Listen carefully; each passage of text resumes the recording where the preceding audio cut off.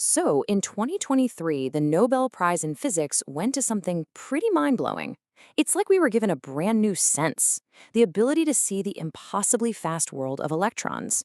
For the first time, we can witness the actual fundamental dance that powers, well, everything. But to really get why this is such a huge deal, we've got to start with a super simple question. I mean, think about it, right? A speeding car, a hummingbird's wings, even just the blades of a fan. When things move too quickly, our eyes and our cameras just can't keep up. They become a smear of motion.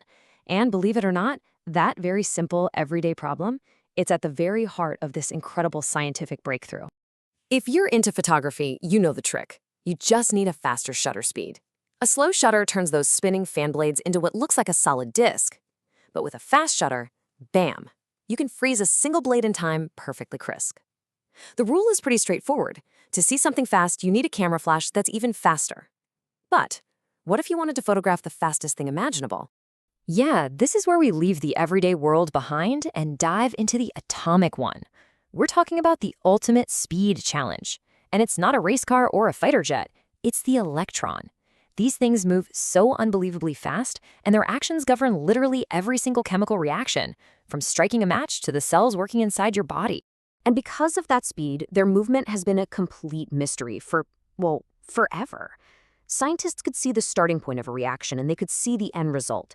But that whole process in the middle, that critical moment when an electron leaped from one place to another, it was just a total blur. We were missing the most important part of the story. That is, until our three Nobel laureates came along: Pierre Agostini, Ferenc Krauss, and Anne Louier. These are the pioneers who, through decades of hard work, effectively built the ultimate camera, one fast enough to finally capture the movement of an electron. The whole journey really kicked off with Anne Louier. She was firing this powerful infrared laser through a certain kind of gas and discovered something totally unexpected. It created new waves of light, kind of like higher-pitched musical harmonics of the original laser. And these overtones, as they're called, were the first huge clue that creating incredibly short light pulses might actually be possible. So building on that discovery, Pierre Agostini came in and turned that potential into a reality. He's the one who figured out how to produce and measure a pulse train, a rapid-fire series of these light pulses, each one lasting only a few hundred attoseconds. He had basically created an attosecond strobe light, which was massive because it proved this wasn't just a theory anymore. This was really possible. And the final piece of the puzzle came from Ferenc Krauss. You see, a strobe light is great for seeing repeating motion, but to get that one perfect photograph, you need a single flash. Krauss developed a technique to isolate one individual pulse from that strobe-like train.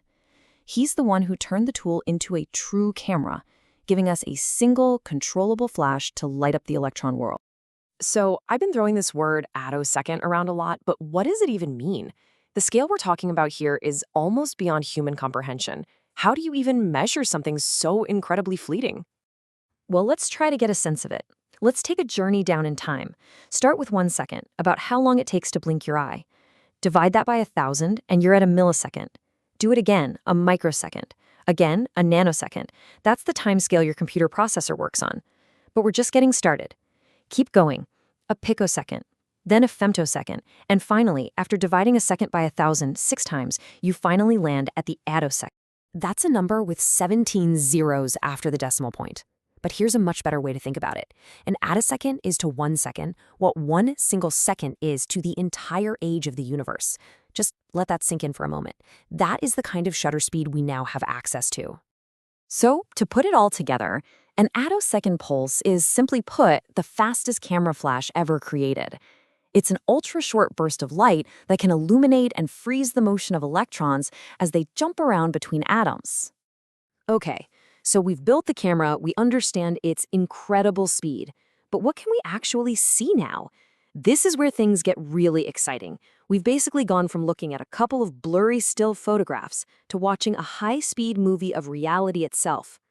Before, science could really only see point 1 on this timeline, the moment something starts, and point 4, the final result.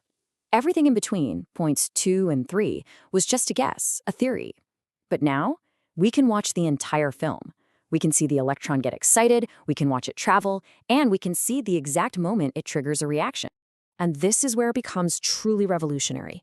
because understanding how electrons move is the very first step to being able to control them. I mean, just imagine electronics that are so efficient they waste almost no energy as heat, or solar cells designed to capture every last drop of sunlight.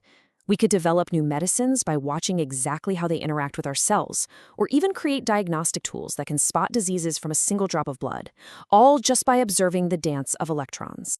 This isn't just an improvement on an old technology. You have to understand, this is the beginning of a completely new era of science. It's a fundamental shift in what we are able to observe, and therefore, what we are able to understand.